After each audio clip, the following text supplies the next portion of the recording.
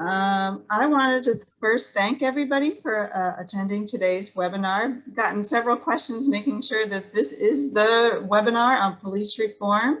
And yes, it is recommended police reform to racial injustice from Ferguson to Floyd and beyond.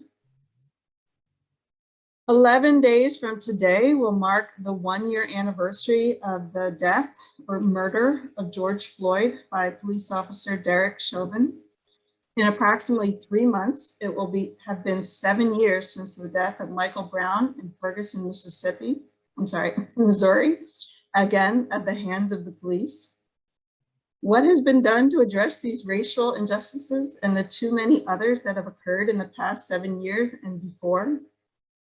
This is our discussion for today, and I hope to address how psychology and law researchers and practitioners can join the conversation and promote change within the system. It's my honor to introduce 4 nationally and internationally known experts, all of whom have dedicated significant portions of their career to studying and implementing police and other criminal justice reforms. Professor Cynthia Lum is today's moderator. Dr. Lum directs the Center for Evidence-Based Crime Policy and is my very esteemed colleague in the Department of Criminology, Law and Society at George Mason University.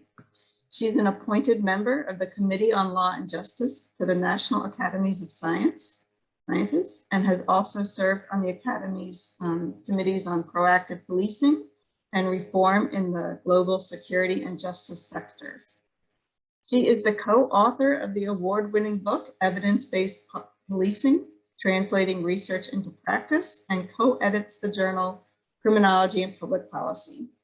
Dr. Lum is also an appointed member of the Council on Criminal Justice's Policing Task Force, whose work we will learn about today. Our 3 panelists include Professor Lori Robinson, Commissioner Charles Ramsey, and Mr. Lum and Mckesson. Professor Robinson is the Clarence J. Robinson Professor of Criminology, Law and Society at George Mason, and I note a personal mentor and role model of mine. She twice served as the Senate-confirmed presidentially appointed Assistant Attorney General for the U.S. Department of Justice Programs, and has had the honor of having served the longest in the position in the office's history. While there, she made science a priority, launching many science-based initiatives, including an Office of Justice Program Science Advisory Board and Crime Solution, which is a What Works clearinghouse. Of particular relevance to today's webinar, Professor Robinson was named by President Obama to co-chair the White House Task Force on 21st Century Policing and currently chairs the Board of Directors of the Council of Criminal Justice. Commissioner Charles Ramsey served as the Commissioner of Police in Philadelphia, as well as the Chief of the Metropolitan Police of Washington, D.C. Because of his extensive law enforcement experience, he is often sought out for his expertise. He's a frequent contributor to CNN, C-SPAN, and numerous other outlets. I'm sure many of you are familiar with him by watching these news programs. President Obama named him co-chair of the White House Task Force on 21st Century Policing, and over his 48-year career in law enforcement, Commissioner Ramsey developed policing strategies, evidence-based initiatives, organizational accountability, and neighborhood-based programs that continue today and set the example. Mr. Mckesson, or perhaps I should say Dr. Mckesson, is a leading voice in the Black Lives Matter movement and co-founder of Campaign Zero, a policy platform dedicated to ending police violence. He has received honorary doctorates from the New School and the Maryland Institute College of Art, and quite impressively was named one of the world's greatest leaders by Fortune magazine and one of the 30 most influential people on the internet by Time magazine. Mr. Mckesson is the author of On the Other Side of Freedom, The Case for Hope, which I highly recommend, and the host of Crooked Media's award-winning podcast, Pod Save the People. He too appears frequently on national media outlets, including The Daily Show, MSNBC, and CNN. Mr. Mckesson is also appointed member of the Council on Criminal Justice's Policing Task Force. So with that, I'm going to turn it over to our moderator, Dr. Lum. I will say that we will be taking questions at the end. Please give them your attention. Thank you. Okay, thank you, Professor Redlich, for that kind introduction, for introducing all of us, and for inviting me to moderate your presidential panel today. Congratulations on your success. Professor Robinson, Commissioner Ramsey, Mr. Mckesson, each of you have been at the forefront of policing reform in many different ways and across different time periods. And it's just an incredible honor and pleasure to have all three of you in the same space. So thank you so much for joining us for this very important conversation. And this is such an important conversation for this time. Even as we're seeing some light at the end of the tunnel with regards to COVID, the nation is still very much in the midst of the difficult and significant challenge of police reform, and more fundamentally trying to think about and even reconsider the role, the mandate, functions, the responsibilities of American police and also sheriffs. The killing of George Floyd will probably go down in history as one of the most impactful moments in modern policing, but really one could see the start of where we are today back to Ferguson, and even the killing of Trayvon Martin and those protests that Mr. Mckesson, I know you were instrumental in organizing. At the time, President Obama's task force on 21st century policing was formed. Professor Robinson, Commissioner Ramsey, which you led. And at the time, I saw several police agencies trying to make a concerted effort to implement many of those recommendations of those task forces and the calls for reform by protesters. But I think where I want to start today with all of you is that we keep seeing history repeating itself. Since then and before, with Black Americans being killed by the police, we have seen calls for reform and ensuing protests in which has become a very painful cycle for some folks. And we want to get out of this broken record, but how, right? And there's been so many things suggested, so many ideas that are on the table, some of which we don't know will work or not. And so I was hoping we could start by just asking all of you, given all that you've seen and experienced, what do you think at this moment in time are the most significant levers that will affect change? What can leaders, the community, researchers, policymakers, practitioners focus on to get us out of this seemingly endless cycle? Hopefully it will not be endless. Mr. Mckesson, I'd like to start with your thoughts about levers at the community level and from the perspective as an activist. What do you think is going to make the difference? Yeah, I think that, I always start with an understanding of like, what is the problem? And I think that, in 2020, people were really celebratory. It's like, biggest protest, largest movement, all things that are true. But when we look at the data, the police killed more people in 2020 than every year of data we have available, except for 2018. That 2020 for the thing that we track was actually it was not really the win that people wanted it to be. And I say that not because it depresses me, but because we can't fix a problem that we don't understand. And what we do know now, for instance, is that the police actually kill more people in suburban communities and almost all other communities combined. It's not cities. We thought it was cities for a long time, and it's not. So when I think about the levers, I think that the first bucket is reducing the power of the police. We can do that today. That's use of force policies, that's ban and no knocks, like that is demilitarization. Like we can do that immediately. It doesn't take a decade. It doesn't take us to build alternatives. Like we can actually just do that now. The second thing is sort of moving money and investing in alternatives that what do you need somebody with a gun to show up to? I'm not sure you need somebody with a gun to show up to a missing kid situation, a cat in a tree, a lot of these traffic stops. Like we can think about alternatives and importantly build the alternatives. In almost no community where there are a considerable number of people of color are there actually scalable alternatives right now. So that we have to build that. And the third is decarceration, that it is undeniable that, the police are actually a key part of the carceral system, that you can't name 3 ways you get to prison or jail that don't include a police officer, And that ultimately we're trying to say that like we should not be putting people in cages and that the police are the gateway to that. And there are no jails and prisons that work without corrections officers. So we want to be really aggressive about decarceration. So ending low level arrests, some of the stuff that actually did happen during the pandemic, releasing people from prison, ending the war on drugs, like those sort of obvious things. But I think about those three strategies and we want to move away from the stuff that we know doesn't work. Body cameras haven't proven to change police officer behavior. Training hasn't. Community policing hasn't either. So we want to move away from those things and move to structural things. Thank you, Mr. McKesson.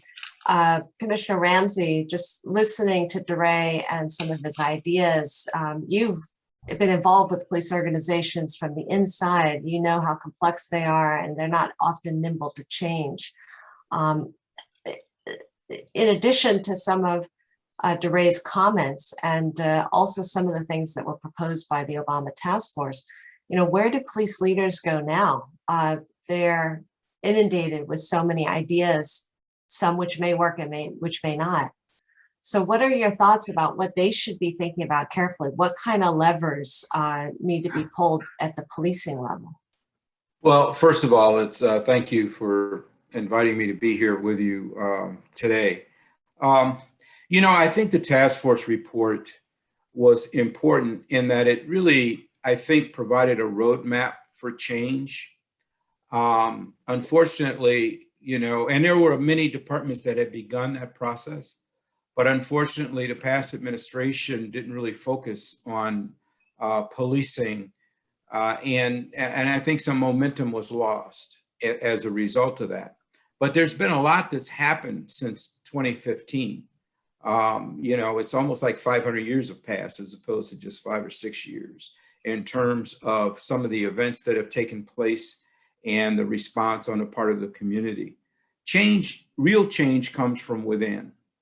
And I think as police leaders, we have to rethink, along with the community and others, what public safety really is. In fact, I would go so far as to say we probably need to stop referring to it as public safety, because when you say public safety, I know for me, I tend to think about police, fire, emergency medical, the traditional stuff.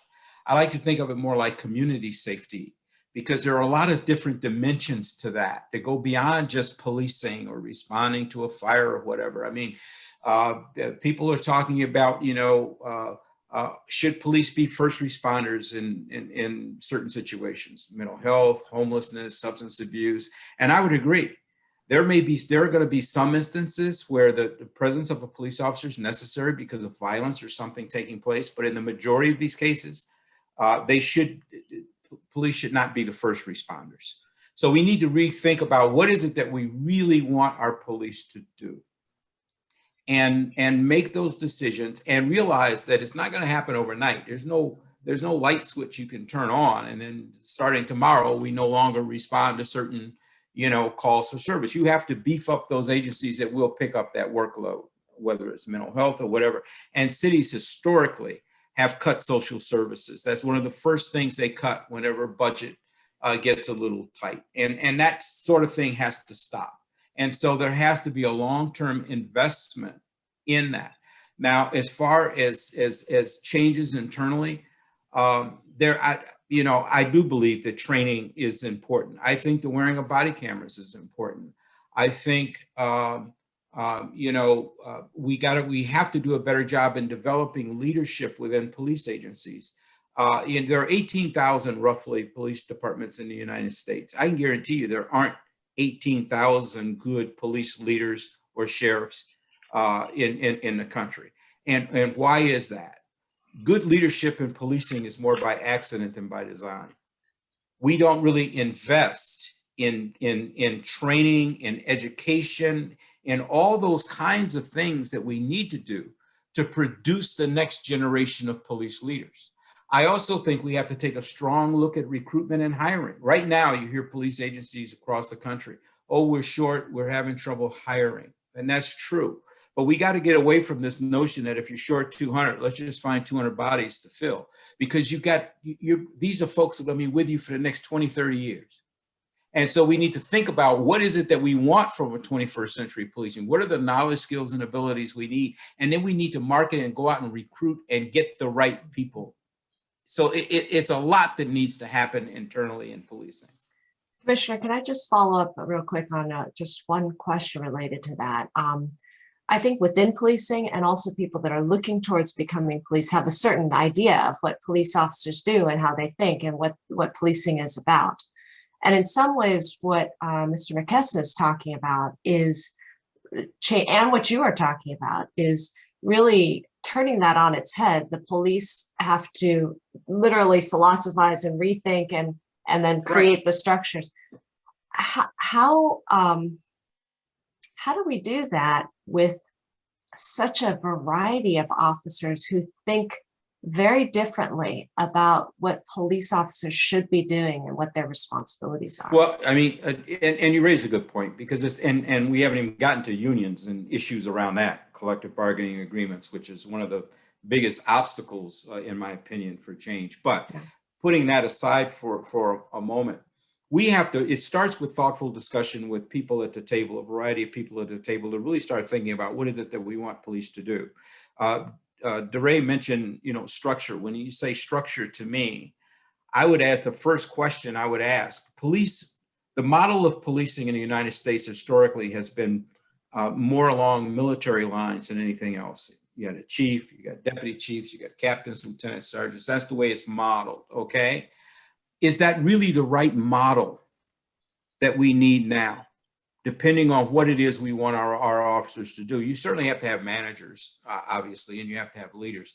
But we need to rethink and ask that question. We may wind up with the same thing, but we shouldn't be afraid to ask questions and question whatever it is that we're doing if we want to really make improvement. Don't just assume that it still fits at this point in time in our history. Maybe it fit in the 50s, maybe it fit in the 60s, but does it fit now? And so, and I think we have to not be afraid to ask those questions and to challenge what we do and how we do it. Now, reality, and we also have to keep things in context. Officer-involved shootings, for an example. The numbers are, whatever they are. How many of those people are armed? How many of those were, every shooting is tragic, but how many, what could have been avoided? Would de-escalation have worked with some, we have to ask these kinds of questions and not just assume that, something's gonna, or some program of community policing or something like that is gonna magically change everything. It's more complex than that. And we have to look at it more and understand the complexity. DeRay, can I just follow up with you on that? One of the key people that need to be at that table in those discussions is the community. And in advanced democracies, the community and people are very much a part of deciding the police mandate. In your experience, how have those discussions gone? And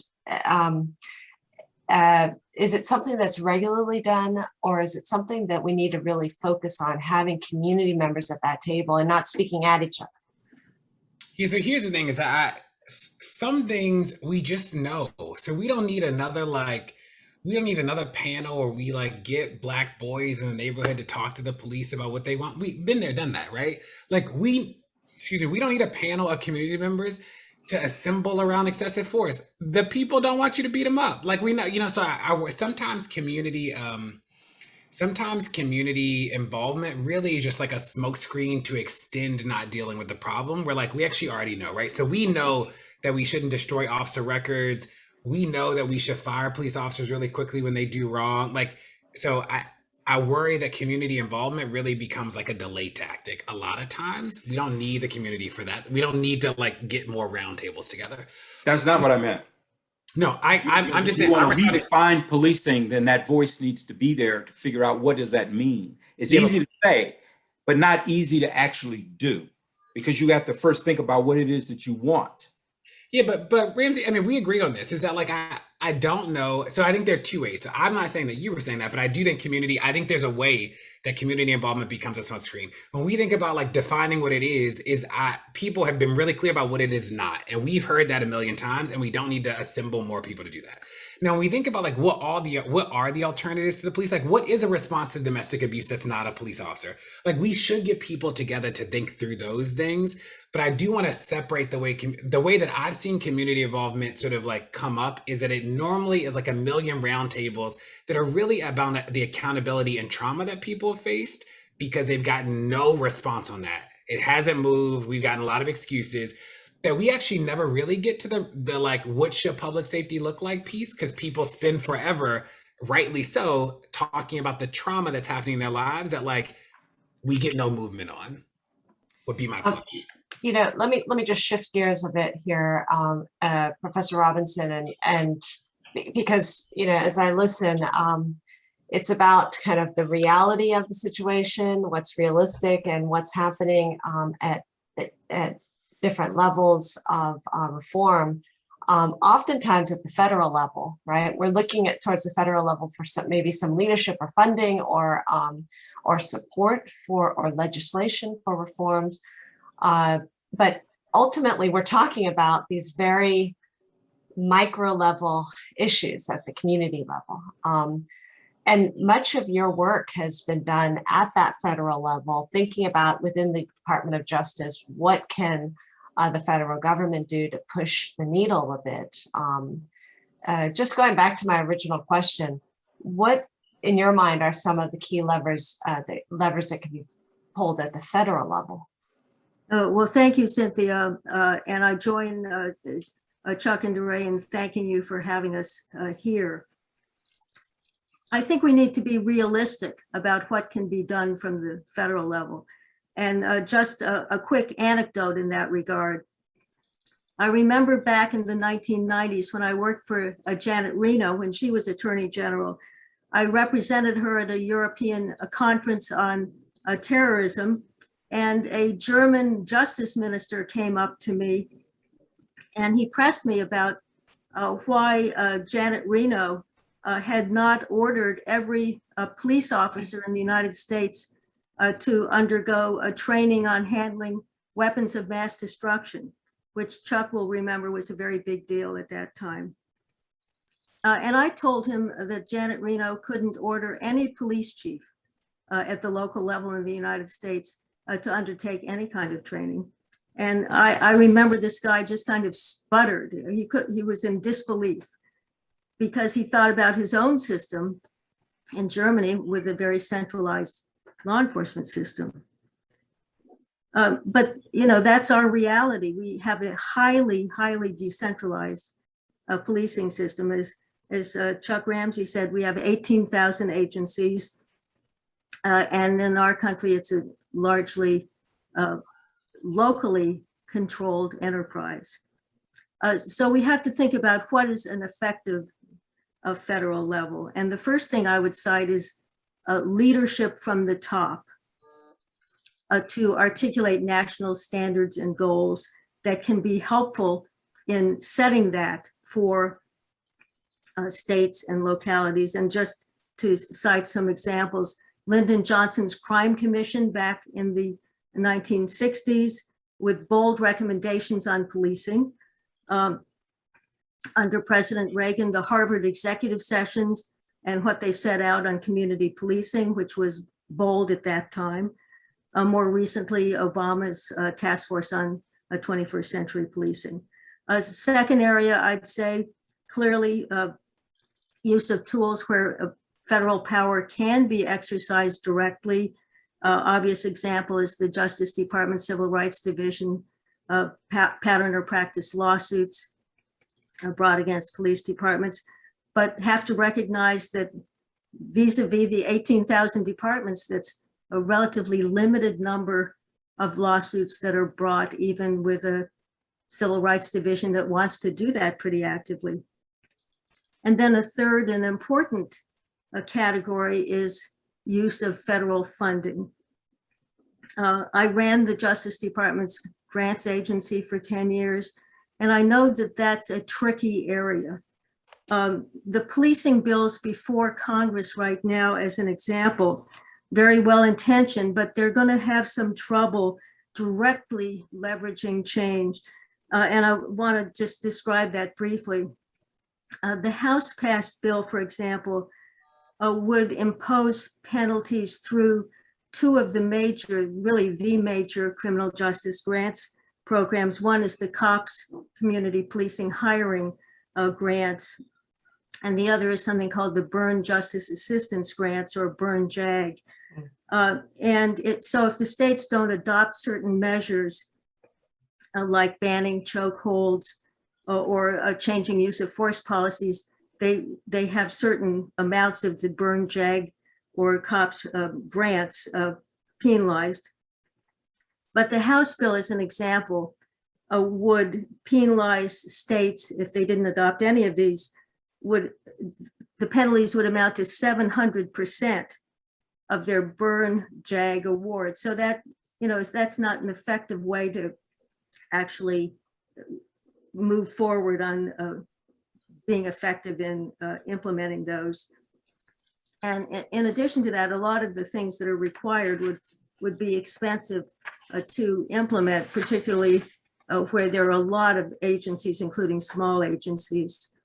From my experience running the grants agency, I know that these kind of penalties don't actually have good track record. And just one quick example, back in 2006, Congress passed something called the Sex Offender Registration and Notification Act, or SORNA. And it mandated a whole lot of detailed rules for the states to follow in setting up sex offender registries. And if the states didn't, it required cuts in the same Burn JAG grant award. So how has that worked? Well, 15 years later, only 18 states have fully implemented that. And the others determined it was just too expensive to do and less expensive to forfeit the grant funds. So what does make sense here? Well, grant funds can be a real driver for change through incentive grants, through demonstration projects, through research to learn what is effective in spreading the word on that, through technical assistance, through training funds. For example, I saw the power of this in the 1990s when we were implementing the Violence Against Women Act, which clearly, and research has shown that, drove change in the culture and how the criminal justice system has really handled domestic violence cases. Another example was the funding that went into the drug court program, which was a modest amount of money. But through both grants, relatively small grants, and technical assistance money, it really helped to spur the growth, not just of drug courts, but of the problem-solving court movement. Drug courts, for example, grew from 11 back in 1994 to over 3,000 of these courts today. So leverage, it was leverage. So back to my German justice minister example, the feds can't, in narrow circumstances, order change to happen, but there's a lot they can do to leverage change. Yeah, and I would say, and I think we certainly saw some of that during the Obama task force recommendations. Yeah. Just being kind of in the midst of that with the agencies, Yeah. you could see a genuine interest, but also a pressure to kind of move the needle in those regards. Yes, it's nurturing, it's encouraging, Yeah. it's technical assistance, it's working with the associations in the field, both union organizations ideally, and the leadership associations and community associations with the training groups. It's getting the word out. It's encouraging peer pressure. Lori, do you think, just connecting back to some of the conversation that the commissioner and Mr. Mckesson was talking about, do you think that these federal levers involve or reach the community enough, or communities? There are so many different types of communities. They seem to be more focused on the police, obviously, because I think that's the target of a lot of these reforms. But in the Obama task force, I'm assuming that there were also community groups represented. Yes, absolutely. We heard from a lot of community groups during the hearings. I think that if there had been more time for implementation, there would have been a greater chance and opportunity to do that implementation work. But it was really, as Chuck Ramsey said, it was truncated because of the end of the Obama administration. And actually, as Chief Ramsey knows, I don't want to get political here, but we knew that Hillary Clinton was very interested in the task force recommendations. And I think if she had been elected, she would have continued the work. Okay, thank you all for that. I want to shift gears a bit and get back to a conversation that we were having before and that Commissioner Ramsey raised. Because I do think this is at the forefront of a lot of community discussions and also policing discussions and things that are going on in city councils at the moment. And this is the idea about defunding the police. I think the term defunding the police was initially used to characterize this idea, but I think this idea has really evolved into a much more nuanced discussion about, whether certain responsibilities can be transitioned away from the police, can be handled by other entities, should they be handled by other entities or groups. And Commissioner Ramsey, I'd like to start with you on this from your involvement in policing. You know what the police are handling on a day-to-day basis.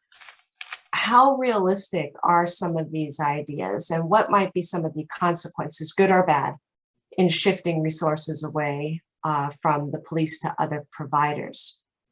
Well, if it's done in a thoughtful way and over a period of time, and let's just for the sake of discussion, let's say over a 5-year period of time, you want to transition mental health calls from going, police being first responder to mental health professionals being the first responders.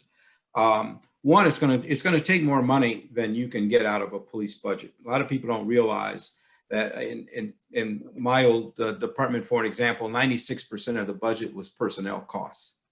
The other 4% went for buying radios and stuff in cars and that sort of thing. So there's not a whole lot of money there. It's going to take a larger investment from the city, and that's okay because there needs to be a larger investment. But you have to have sufficient staffing so that at 3 o'clock on a Friday morning, 3 a.m. Friday morning, somebody is available to be able to respond. And so that takes time because you got to beef that up. But it makes sense, and I don't have a problem with it as long as it's not done in a knee-jerk fashion where you're not thinking through the reality of trying to make that shift too quick. And so I think it needs to be explored. I think it needs to be on the table. I think that police are doing more than they should be doing, aren't best suited to be the first responders in every situation, but you've got to have the other areas, in place in order to be able to deal with it. If you want alternatives to incarceration, for an example, you have to have robust systems in place to be able to handle the volume of people. You don't need to put everybody in jail, but there needs to be some consequences for folks that commit crime. It doesn't necessarily need to be jail, but if it's not jail, then what is it? And is that resourced sufficiently to be able to handle it? And so those are the kinds of longer term things, I think, that need to have some discussion. And it's not just everybody's looking for a quick fix to a very complicated issue. And it's just not going to work. Let me also take this opportunity for the researchers who are listening in. I think there's several really key questions to ask and to research about whether or not these shifts, these changes will lead to the outcomes that we seek, right? From thinking about it from an evidence-based policing perspective. And so, Lori, were you going to respond to that? Yeah, what I want to say is there are already a number of cities out there that are doing this. Philadelphia, San Francisco, Albuquerque, Denver. And I think, Cynthia, building on your point, that we should be encouraging funders, including the federal government and private funders, to be supporting researchers in telling us what is happening, how's it going, what's promising, what isn't working, so that we can be learning from these natural experiments going on out there. Yeah, agree. And many of the programs that, I mean, Lori's referring to, like having a mental health professional and a police officer working together. I mean, there are a lot of different models that are out there. But again, the research needs to be, how effective are they? Do you have enough of those to be able to handle the volume of calls? You know, those kinds of things to make the determination as to who should be sent to what, you know. DeRay, I want to give DeRay a chance to respond to this. And also, DeRay, in your response, I'd also like to ask you about the perspective of the Black community. I think there's, I'm not sure if there's consensus in the Black community about the issue around defunding, but I also just wanted to see what your response was with regards to these conversations. It's obviously, so a couple of things. One is to sort of push on Lori's statement a little bit, is that we should, philanthropy should be doing way more around experimentation. I think that what a lot of people would say, and I think I agree with this, is that like tax dollars are our contribution, and that's why we should move some of that money. Like we should experiment with some of that too, right? That like, even when we look at the data, and this is why I'm always so surprised by people who, and this is not a response to Lori, but this is in general, I'm always so surprised by people who sort of like talk about data informed. And, you know, the police will always tell us, they will be the first people to tell us homicides are increasing. But when we talk about the data around 911 calls, for instance, like it is clear that the vast majority, the overwhelming majority of police officers are not engaged in responding to violent crime. It's just not like, there's not a major city in America where the numbers tell a different story.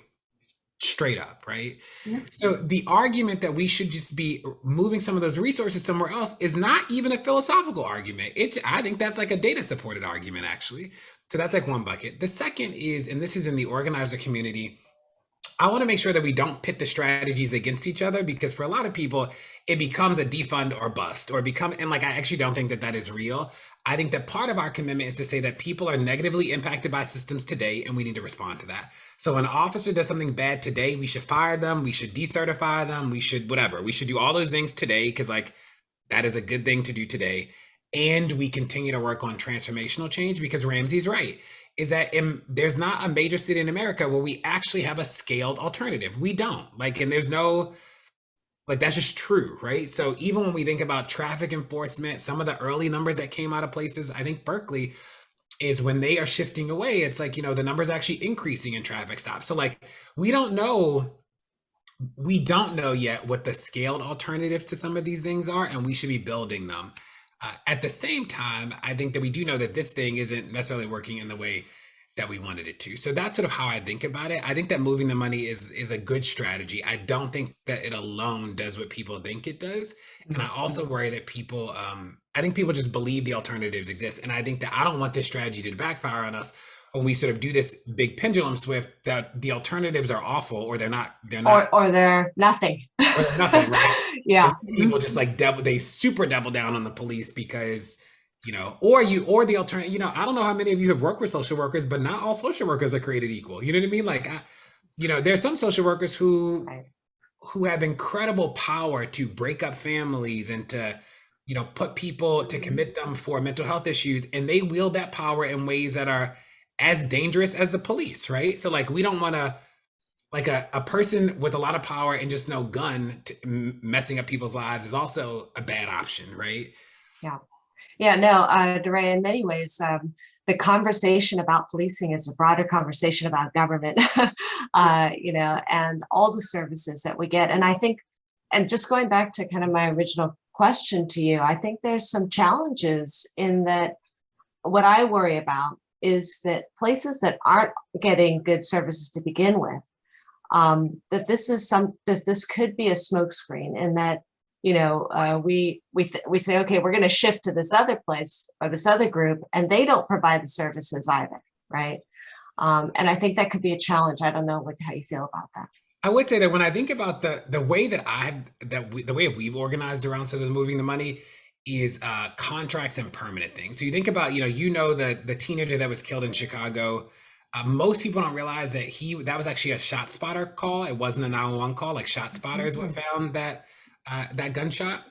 And Chicago spends $30 million a year on ShotSpotter. They've solved like, I think 80 total crimes since they've had ShotSpotter, like from a ShotSpotter call. So it's like, we should end contracts like that. Like that would be it's like a clean way to like reduce the budget. You don't have to fight about it every year. Civil asset forfeiture, clean way to like nix the budget without having to make these philosophical arguments every year about a percentage, or you know what I mean? So that's how I think about it. And Ramsey, like Ramsey said, is true, is that the vast majority of the police department budget is the people. So in any place where there's like $1 million decrease or $2 million decrease, I think there's only been one city really where the decrease in the budget actually was a decrease in the number of officers. And I don't know, it has been interesting to see people sort of think through, or like to rationalize how a decrease in money without a decrease in officers is going to lead to change, right? Like why does Joe Schmo, the officer, care if the district loses $2 million, their salary is not impacted, they're not impacted, nothing about their lived experience is sort of impacted in a moment. So I do want us to be mindful of that. I think also there's such a vast difference across agencies about how much officers are paid. I myself come from an agency where the pay is very poor, but then there are agencies that have very good pay for officers and everything in between. So what it means to try to keep a police force and to pay for a police force and that personnel within this discussion, I think is another layer of complexity. Lori, I want to just ask you something about this, something that DeRay had mentioned related to not just private funders, but also public funding. Yeah.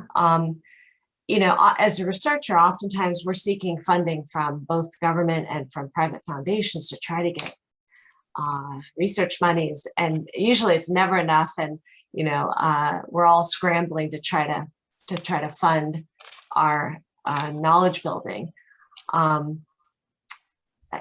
think I probably know the answer to this, but it doesn't seem like there's enough commitment at either the state, local, or sometimes even federal levels for research in criminal justice that's going to support these changes and do it quickly enough so that we can actually respond as a community to these issues. I don't know if you agree. Yes, well, I do agree. I think that knowledge and getting that knowledge out quickly is really important. I do think that the Biden Justice Department, the Merrick Garland Justice Department, is going to be, as Eric Holders was, extremely supportive of science, and that the people coming in to the Justice Department will be very supportive. The incoming acting Assistant Attorney General there, Amy Solomon, who will start next Monday, is somebody who is a former NIJ appointee in the Clinton administration and was there under Obama as well.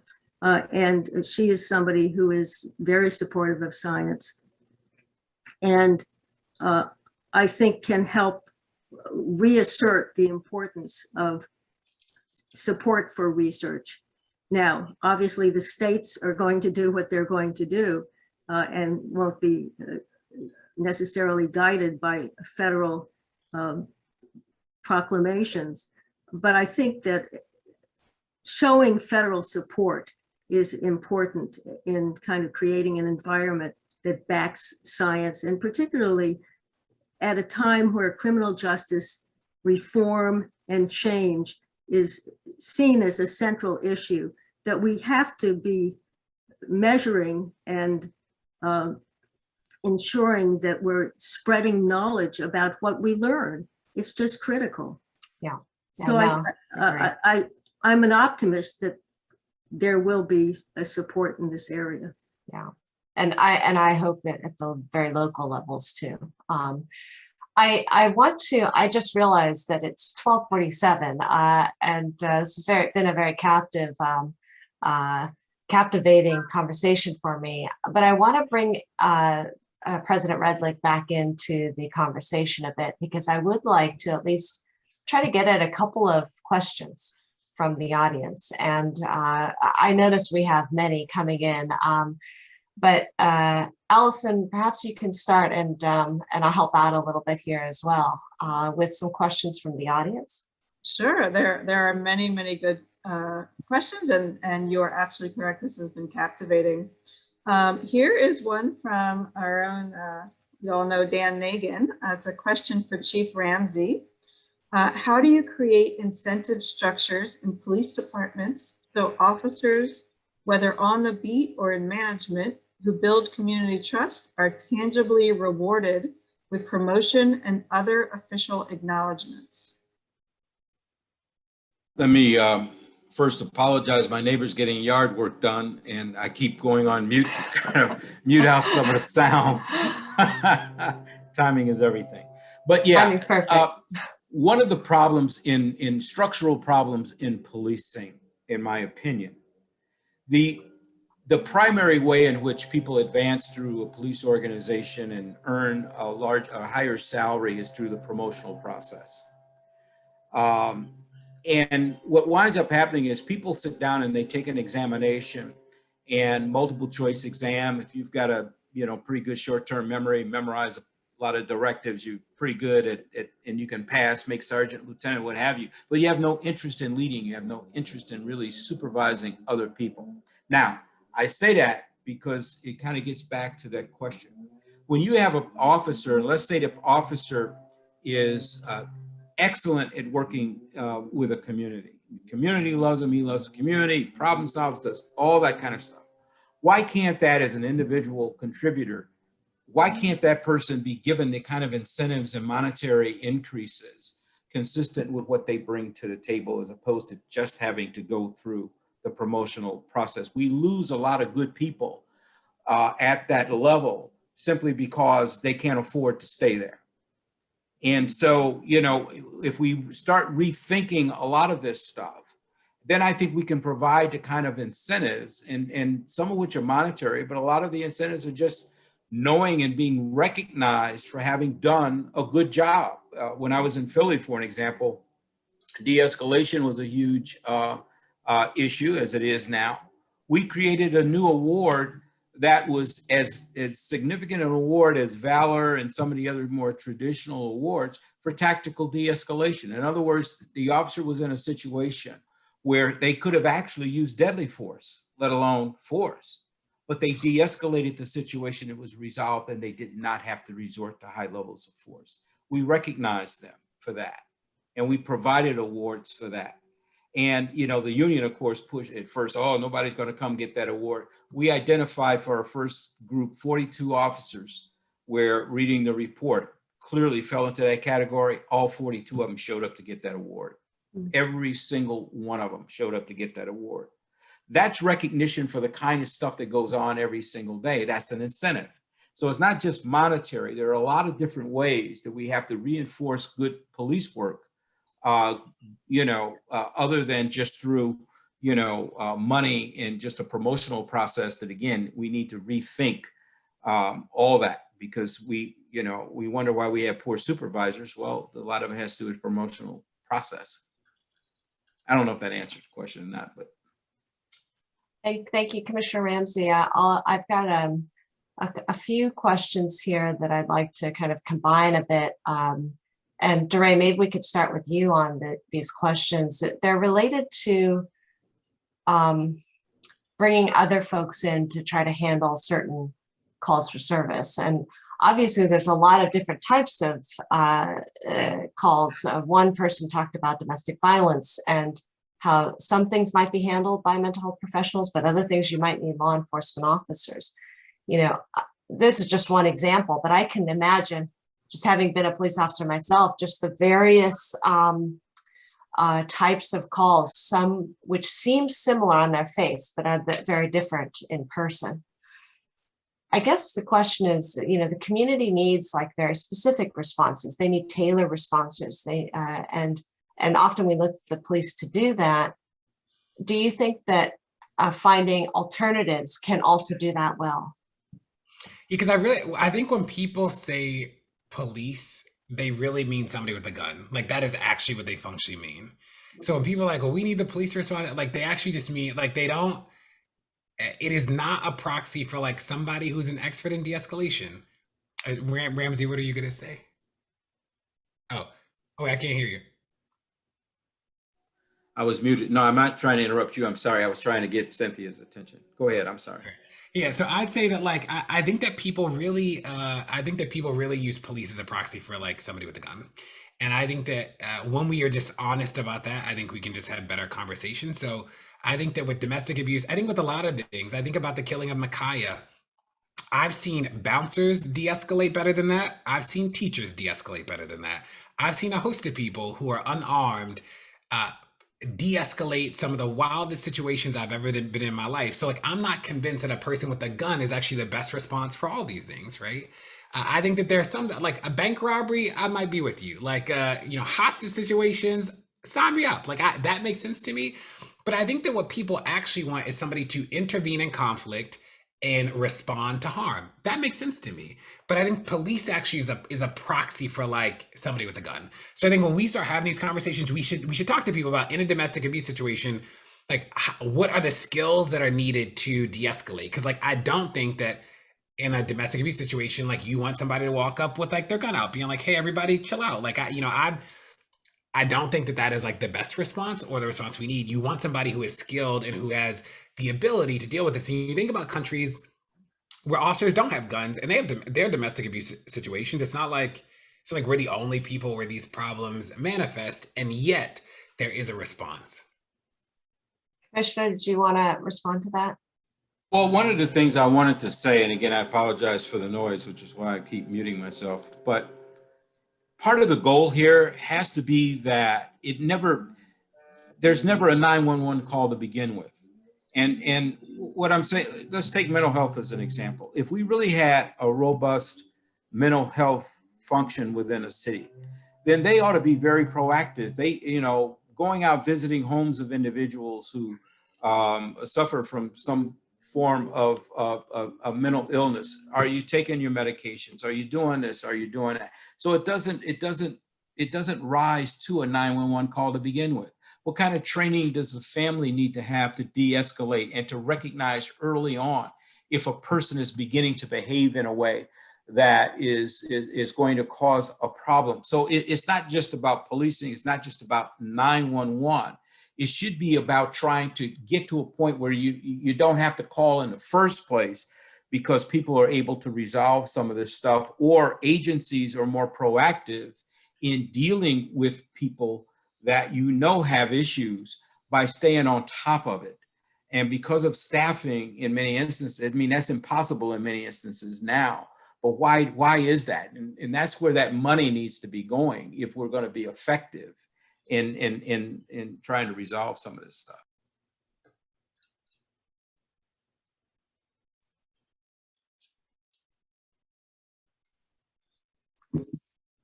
Sorry, I just give me a minute here to get that next question.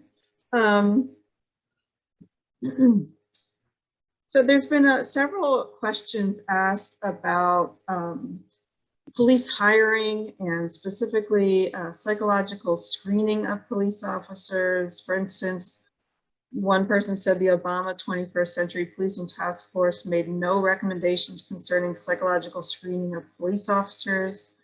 Why is that? Other questions asked about what are some characteristics that we might want to prioritize when we're hiring police officers. Are personality assessments an appropriate approach to this kind of testing? I'm not sure if that's something to answer. Sure. And Lori, was this addressed in the Obama task force? I know that recruitment and hiring was something that was discussed at least, but some of the specifics. Actually, the one area that Chuck and I both felt we would have gotten to if we'd had another month or so was recruitment and hiring. President Obama asked us, as we were wrapping up, asked the two of us, is there some area that you would have liked to have gotten to if I'd given you a little more time? And that was the area that we cited. So we did not address this area, but I think since that time, at least for me, and I think I speak for Chuck here as well, we continue to believe that this is one of the most critical areas, broadly, recruitment and hiring, including the specific area of psychological uh, issues and such. But it is a critical And area, weeding out extremists, I guess, also now. very much. But broadly, thinking about who is coming in to make up the police force, because however one feels about defunding police, I think there would be agreement that there's going to be some type of police agency in the future, and consider what caliber and type of person of race, ethnicity, culture, and gender, very importantly, because women continue to make up only 12% of the police forces in this country, a figure that has been static for 2 decades. If I can just add something real quickly, because I think there's 2 dimensions to this. One is the initial psychological exams, which most departments give upon hiring, or at least during the hiring process. Now, whether or not it's sufficient is another issue, and that depends on the agency and the particular test they're using. But to me, the larger issue, and I think we do touch on it in our report, is for veteran officers, and that's regular mental health checkups. Yeah. You know, long-term exposure to traumatic incidents has an impact, and there's no question about it. What police officers see and what they're exposed to on a regular basis is just not normal. Homicides, child abuse, rape, all those kinds of things, it takes its toll. And so regular psychological mental health checkups, I think, is essential. There's such a stigma attached to mental health and trying to get help that we've got to find a way to be able to break through that. And the only way to do it is by having regular checkups to make sure that people still have the right balance, the resilience that they need to be effective. You know, that saying, hurt people hurt people. Well, it's true, because you not only have the trauma that you're exposed to while you're working, but just day-to-day life and the stress that goes along with that. And so people who are acting in a very aggressive way when they encounter, talking about police officers, citizens, is there something that could have been detected early on that behavior was starting to change? And so we have to be very aggressive in that area, because I do think that that's a huge hole and a huge gap in policing right now that needs to be filled. Otherwise, we're going to continue to have some serious issues with some of our personnel. Let me also just, go ahead, Dre. The only thing I'd say about this, I used to be the chief human capital school system in Baltimore. In Baltimore, we had our own police force, and I got all the psych evals before we hired people. And I did not appreciate until then that it was such an industry to be one of the people doing the psych evals, which is why I don't believe it. Like I'm like not in favor of that. I don't think that's going to do anything, because people got to choose where they went. There was like one vendor. Everybody always came back great. But I will say that like some of the hiring, the hiring stuff makes sense to me, but I'm not convinced that's going to be the lever, in the sense that like hiring people into a culture that allows you to do whatever, I'm not convinced. So when I think about the police, it's like, imagine if you had a job where you could do whatever you wanted and the consequence was training. I mean, that is literally what it is across the country. You even get police chiefs who try to do the right thing. You think about it, Philadelphia, right? Where like police chiefs have fired a ton of people and then they get rehired by the arbitrator. So at a point you're like, you know, you might actually get a police chief who is like, yes, get the bad ones out, And then when they are met with the termination decisions being rehired because of structural things, I'm not convinced that there are enough, there's enough new blood you can pump in to undo what that does, would be my push. Yeah, Well, but I don't think that doing nothing is a solution either. So it may not be where it needs to be right now, but it doesn't mean you don't give psychological screening. It doesn't mean that you don't have regular mental health checkups. I mentioned unions early on, that system has to change, because right now it's too hard to fire bad cops. So all these things have to happen, but we're talking about we're talking about what could be. We're trying to write that could be map, or should be map, as opposed to the as is. I'm just weighting them. I worry that sometimes people hear the hiring and they're like, oh, this is going to be close to a bullet that has a big impact. And like, I think that the effect of what it means that there is a culture where it is virtually impossible to get in trouble is such a big deal that some of these things just pale in comparison. But it's not, Yeah. it's not virtually impossible to get in trouble. You can't It get in is. trouble. So, but I mean, we can nitpick and go back and forth on this sort of thing. But there are issues, but we need to be able to think about and have thoughtful discussion around how to fix it. It's not going to be easy. It is complicated. It is complex. But I'm not one that believes that throwing up your hand and saying this ain't going to work, that's not going to work, is the solution. It's just not.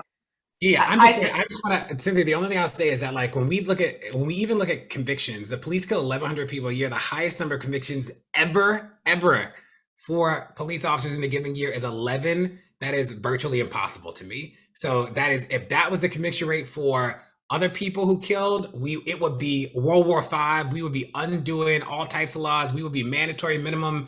I mean, again, if it was a 1% conviction rate for murder from private citizens, this would be a reckoning in America. That is what it is for the police. And that to me is virtually impossible. I know you want to move on, Cynthia, yeah, but that's not 1,100 unarmed people, by the way.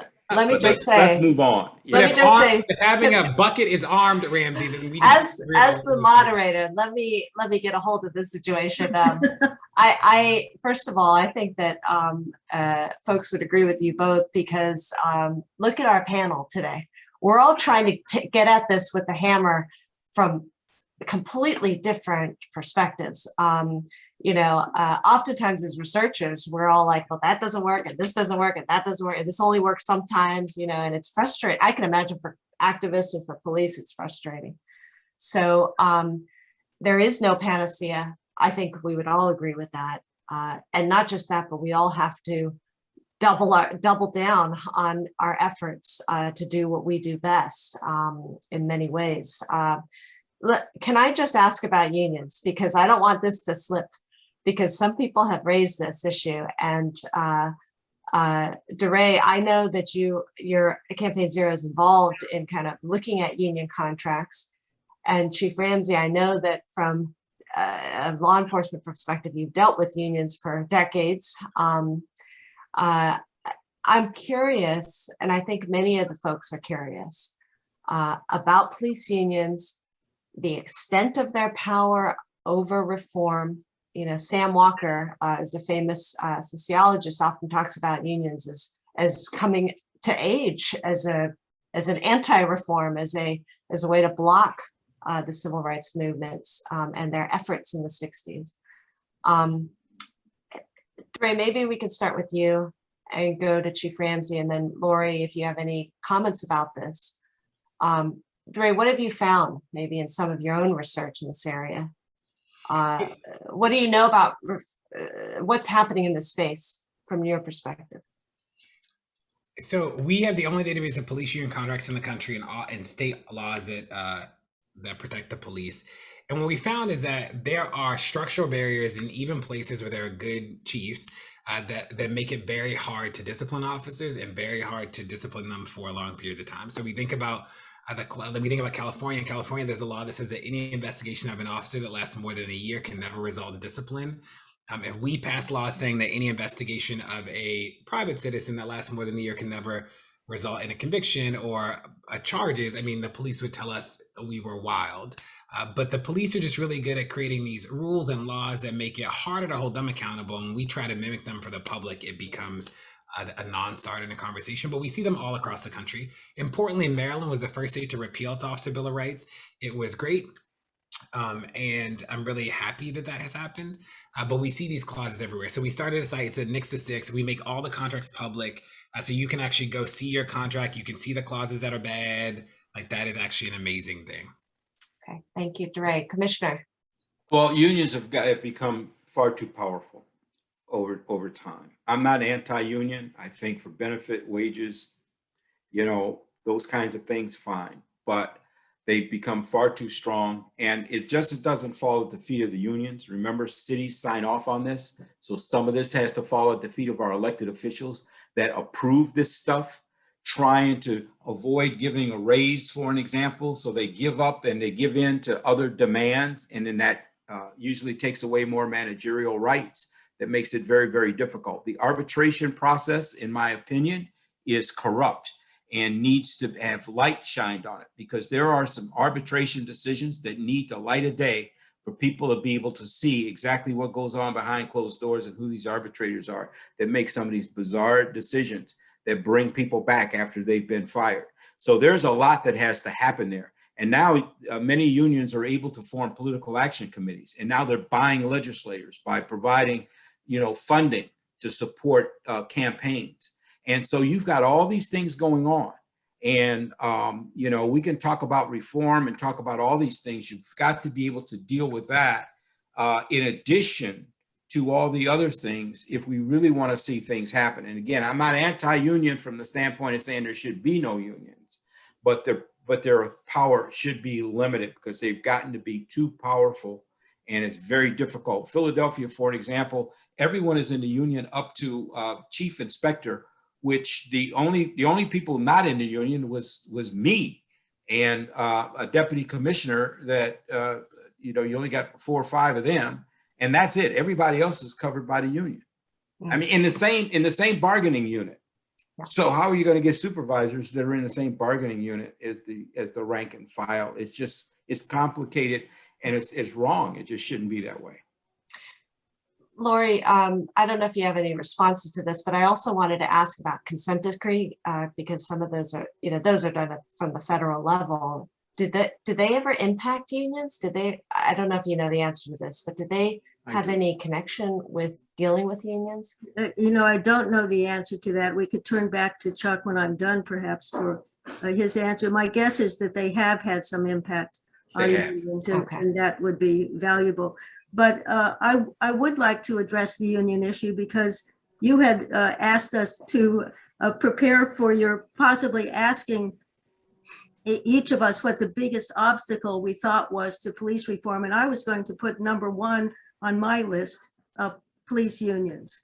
My family has always been very pro-union. My sister worked for the AFL-CIO, but in my observation through my career, and particularly in recent years, I have felt that the unions and the union contracts have been a formidable obstacle. Now, DeRay with his work and Chuck with his have been closer up to it, but I have heard so many recounts from police chiefs of what Chuck had referred to, of their getting rid of officers who had been guilty of misconduct. And then as a result of arbitration, which was called for in the contract, having to take those people back. And as somebody who ran an agency with hundreds and hundreds of people, myself, with civil service rules, I know how difficult it was to navigate that, but how important it was to get rid of people who were bad performers or guilty of misconduct. And it's not just for the performance of the organization, but it's because it's such a bad thing for morale of their colleagues within the organization. It's just bad for the health of the organization.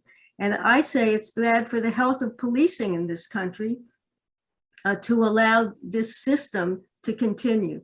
It erodes the health and the capability of policing in America. Just give you a real quick example, Cynthia, I've had cases where I've actually fired an officer for an unjustified use of force, deadly force, shot and killed an individual, got back through arbitration. I feared for my life. And clearly the evidence was inconsistent with the testimony, with the facts in the case and so forth, and the person is back.